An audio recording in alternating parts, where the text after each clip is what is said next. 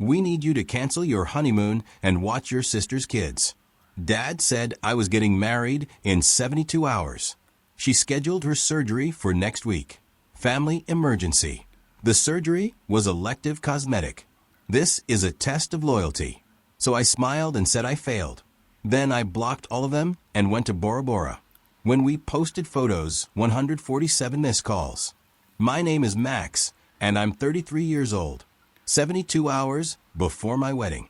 My dad stood in my kitchen like he was delivering a court summons and said, "We need you to cancel your honeymoon and watch your sister's kids." He said it in front of my fiancée and our wedding planner on speakerphone like it was normal to draft me into unpaid labor while I was literally trying to finalize seating charts. To understand how we got there, I need to take you back to the beginning. I grew up in a house where love was measured in usefulness. My dad, Oleg, worked for the county for almost 30 years and carried that do-your-duty energy into everything, including parenting.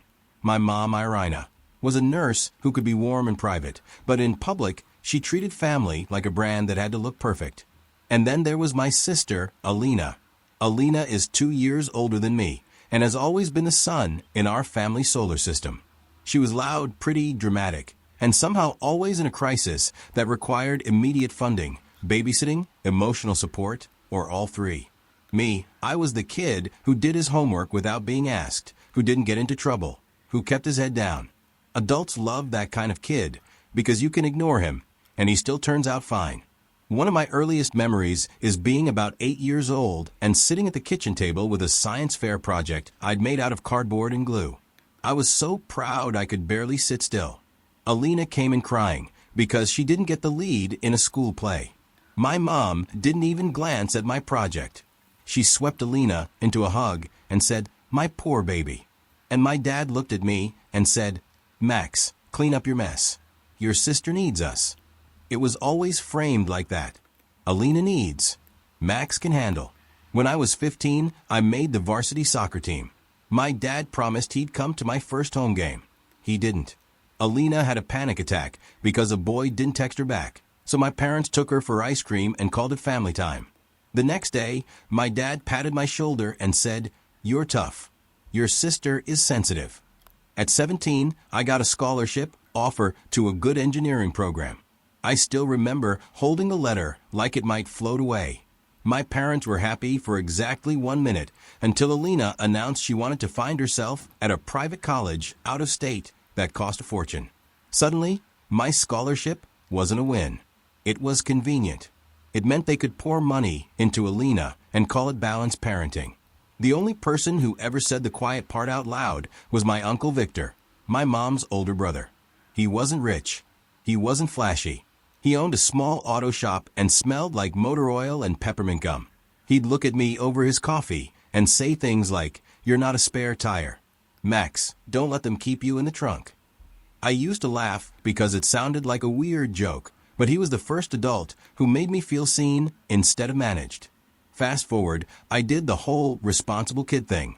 I worked hard, got my degree, moved to the DC area, and climbed my way into a role that made my parents proud in the only way they understood a job title. I'm an engineer by training, but I shifted into HR and operations because I'm good at people systems, compliance, and fixing broken processes. I work for an international company with offices across the US and Europe. And my job is basically half technical and half keep humans from suing each other. It's stressful, but it pays well and I'm good at it. I live in Washington now, in a row house I'm slowly turning into a home instead of a crash pad. My fiancée Elena is the kind of person who actually enjoys planning. She planned our wedding like she was building a small, beautiful universe. I just had to show up and not mess it up, which apparently is too much to ask if you're my family. The older I got, the more the family pattern shifted from emotional favoritism to financial dependence. It started small, like it always does. When I was 24, my dad called and said, "Alina is short on rent just for this month. You know how expensive everything is." I sent $600. It felt like the adult thing to do. 2 months later, it was Elena's car needs repairs. She can't get to work. I sent $900. Then it was, your mother's credit card got a little high because of medical bills. I sent $1,200. I started noticing that medical bills somehow included spa visits and boutique receipts when my mom accidentally emailed me the wrong attachment once. When I asked about it, she got offended and said, "Are you auditing your own mother after everything we've done for you?" That phrase, "after everything we've done for you," was like a key that unlocked guilt on demand. Alina got married to a guy named Dennis, who played the role of charming provider in public and confused helpless man in private. They had 2 kids, Masha and Lev, and suddenly every conversation became about childcare. Alina would call me crying because she was overwhelmed. And by the end of the call, I'd be committing to taking the kids on Saturday so she could rest, and also sending money because Dennis's paycheck got delayed. Dennis's paycheck was always delayed, like it had a personal grudge. One year, I added it up between random transfers, paying for emergencies, and covering family shortfalls. I had sent about $24,700 in 10 months. That number made me feel sick, not because I couldn't afford it, but because I hadn't even noticed it leaving. It was like financial bleeding. You don't see until the floor is slippery. I started keeping records. Nothing dramatic, just a spreadsheet, dates, amounts, who asked what they said it was for. My Uncle Victor would call me on Sundays and ask how work was going. One day, I mentioned the spreadsheet like it was a joke. He didn't laugh. "Good," he said, "paper beats poetry. Feelings won't save you when they rewrite history." At the time, I didn't fully understand what he meant. I would. When Elena and I got engaged, I thought stupidly that maybe the family dynamic would soften. Weddings make people sentimental, right? People talk about love and unity. They get teary. They behave. My family treated my engagement like an opportunity to negotiate my time and money. My mom's first question wasn't about Elena's ring or our plans. It was, "Will you make sure Elena has a role? She'll be devastated if she's not important." My dad's first question was, "How much are you spending? Don't be wasteful." Meanwhile, my parents had just helped Alina upgrade to a bigger house because the kids needed a yard. They didn't have the money, but they had the confidence. The down payment was a loan from my parents' retirement account, which I found out about because my dad casually mentioned it and then asked me in the same breath if I could help replenish their savings. I asked Elena what she wanted our boundaries to look like because she's smarter than me in the ways that matter. She said, "Your family treats you like a resource. I don't want our marriage to start with me watching you get drained." We agreed on something simple. We would pay for our wedding ourselves. We wouldn't borrow, and we wouldn't let anyone attach drinks. We also booked our honeymoon early because it was the one thing we both wanted to be ours. No opinions, no committee, no family needs. Bora Bora wasn't a random flex. Elena has a photo of those turquoise lagoons taped inside her childhood journal. She grew up in a small apartment and used to say she'd swim in water that looked like glass one day. So we did it. We saved. We planned. We paid the deposits. Between flights, resort transfers, and excursions, the total was right around $23,600. Non-refundable past a certain date, which was, you guessed it, right before our wedding. The week of the wedding arrived like a wave. Last-minute meetings, final fittings, calls with vendors. My job was also in one of those chaotic periods where every global office suddenly remembered HR exists. So, I was juggling compliance, fires, while trying to pretend I was calm. 72 hours before the wedding, my dad called. Not texted, called, which in my family meant something was serious. I answered because I was still that kid who cleaned up the mess to keep the peace. He didn't say, "Hello." He said, "We need you to cancel your honeymoon and watch your sister's kids." I actually laughed at first because it was so ridiculous my brain treated it like a joke for self-defense. "What?" I said Alina scheduled her surgery for next week. He said, "Family emergency." Elena froze mid-step in our living room. She was holding place cards. I said, "Surgery? What surgery?" My dad's voice got sharper, like my questions were disrespect. "It's private. She needs support. Dennis has work. Your mother and I have appointments. You're the only option." I was staring at Elena, and she was staring back with that look that says, "Please don't do it. Please don't reflexively do it." I said, "Dad, we're getting married in 3 days." "I know." He said, "That's why you have time. You can reschedule the honeymoon. Just call and move it. And if you can't, then you'll eat the cost. That's what family does." That was the first moment something in me clicked into place. He wasn't asking, he was assigning. And he was comfortable spending my money in his head. I said, "No." The silence on the line was immediate and heavy, like I'd slapped him. Then he did what he always does when he thinks he's losing control. He escalated. "This is a test of loyalty, Max." He said, "You can't start your marriage by abandoning your sister." Elena's mouth actually opened like she couldn't believe someone would say that out loud. I said, "A test of loyalty," slowly tasting the phrase. "Okay." My dad heard something in my voice and tried a different angle. "Your mother is very upset." He said, "She says Elena is changing you." I looked at Elena. She didn't say a word. She just waited like she was letting me decide who I wanted to be. I said, "What surgery is it?" My dad hesitated. "Just a fraction reconstruction." He said, and that word was so carefully chosen, it made my skin crawl. It sounded serious. It sounded noble. It sounded like a way to shame me if I didn't comply. But I've worked in HR long enough to know that when someone gets vague, it's because specifics would ruin the story. I said, "Send me the details. What hospital? What doctor? What paperwork? If it's a family emergency, I need to know what I'm walking into." He snapped, "Don't interrogate me." I said, "Then don't draft me." He hung up. 5 minutes later, my mom called, crying so hard it sounded performative, like she was reading a script she'd rehearsed. "Max, please," she said. "Your sister is scared." I said, "What surgery?" "She doesn't want everyone to know." My mom sobbed. I said, "Mom, I'm not canceling my honeymoon blind." "What surgery?" There was a pause, and then a softer voice in the background. "Elena." She didn't sound scared. She sounded annoyed. "Tell him it's my mommy makeover," she said like she was ordering coffee. My mom hissed something at her, like she'd said it too loud. I blinked. "Mommy makeover," I repeated. Elena grabbed the phone. "It's not your business, Max." "It's elective, yes, but I need it. My body is ruined. Dennis isn't attracted to me anymore." I almost lost my temper right then, but what I felt more than anger was clarity. "Elena," I said, "you want me to cancel a $23,600 honeymoon 3 days before my wedding to babysit because you booked cosmetic surgery?" She snapped. "It's not cosmetic. It's medical for my mental health." "That's not how insurance codes work," I said, and then immediately regretted speaking like HR. My mom came back on the line and tried the guilt again. "Max, your sister has done so much for you." I laughed, but it came out sad. "Name one thing." My mom went quiet because we both knew the answer. Then my dad called back, not to apologize, to threaten.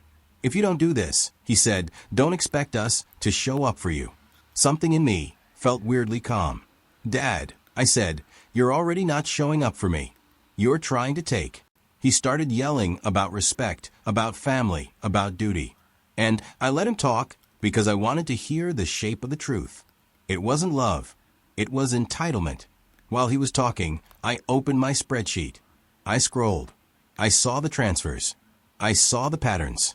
I saw myself shrinking year after year to keep them comfortable. Uncle Victor's words came back. Paper beats poetry. I texted him one sentence. "They want me to cancel honeymoon to babysit for Elena's cosmetic surgery." He called immediately. "Put it on speaker," he said. So I did. My dad was still lecturing me when Uncle Victor's voice cut through. "Oleg," Victor said, "are you out of your mind?" There was a stunned pause. My dad hated being challenged, especially by someone he considered beneath him. "This is family business," my dad snapped. "It became family business when you tried to steal his honeymoon," Victor said. "Max is not your employee. He is not your nanny. He is not your bank." My mom tried to cry again. "Victor, don't make this worse." Victor said, "Iria, it's already worse." You're asking your son to pay the price for your daughter's vanity. Alina screeched. It's not vanity. Victor ignored her. Max, he said, tell them no and send me your records. My dad barked. Records? What records? And that right there was the moment I realized they'd never expected me to keep proof. They expected me to be grateful for scraps of approval and too ashamed to track the cost. I looked at Elena. Her eyes were shiny, but she wasn't crying. She looked proud and exhausted like she'd been holding her breath for years and finally exhaled. My dad said, Max, this is your last chance. Do you choose your sister or do you choose selfishness?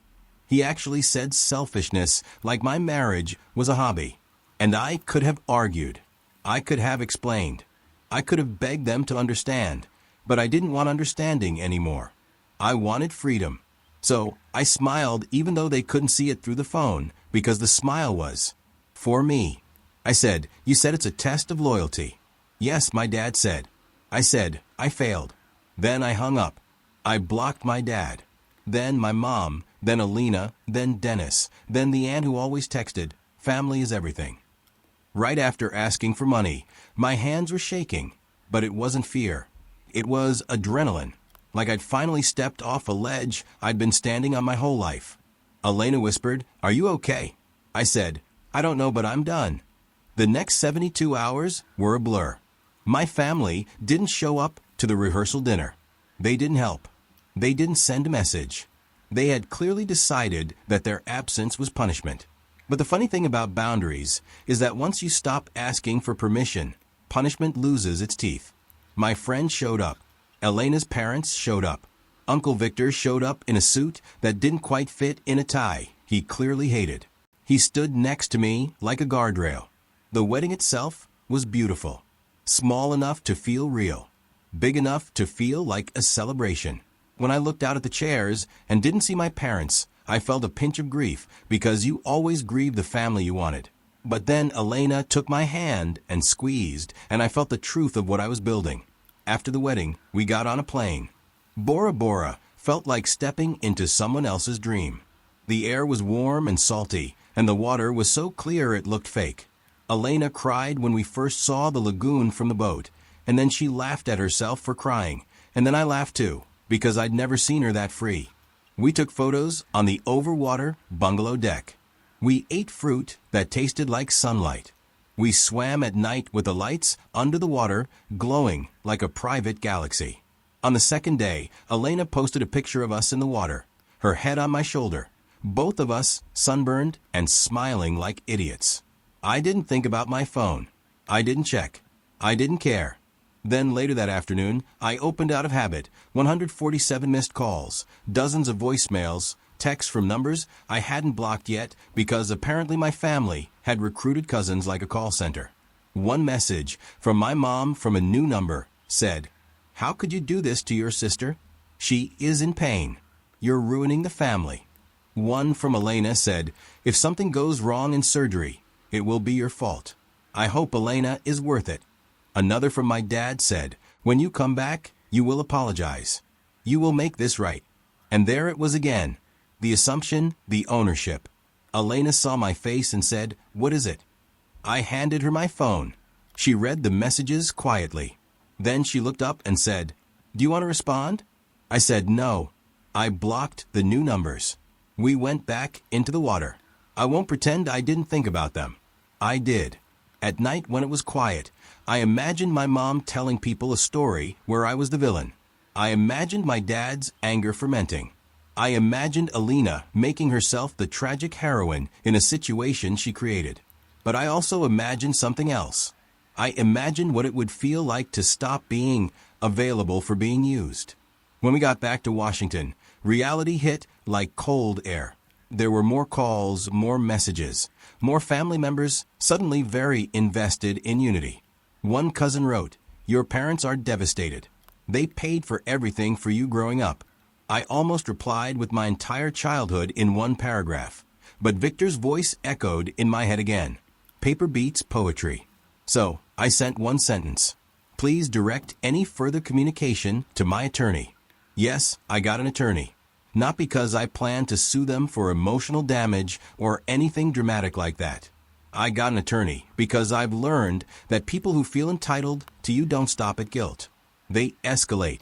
They show up at your house. They call your job. They try to create consequences. My attorney helped me draft a simple notice. No contact, no harassment, no showing up at my home or workplace, and any attempts would be documented. Uncle Victor also helped me do something practical. We went through my financial records and closed every open pipe. The family phone plan I'd been paying for, because it was easier, gone. The monthly help payment my mom claimed was for utilities, gone. The credit card I'd co-signed years ago because my dad said it would build family credit, closed. And then we did the hardest part. We pulled my bank statements and matched every transfer to the spreadsheet. It was worse than I remembered. In the last 2 years alone, I'd sent just under $25,000. That 22 to 25K range I used to vaguely estimate in my head wasn't me being dramatic. It was real. It was money that could have gone to my own emergency fund, my own home repairs, my own future kids. When I saw it all lined up, I didn't feel triumphant. I felt embarrassed.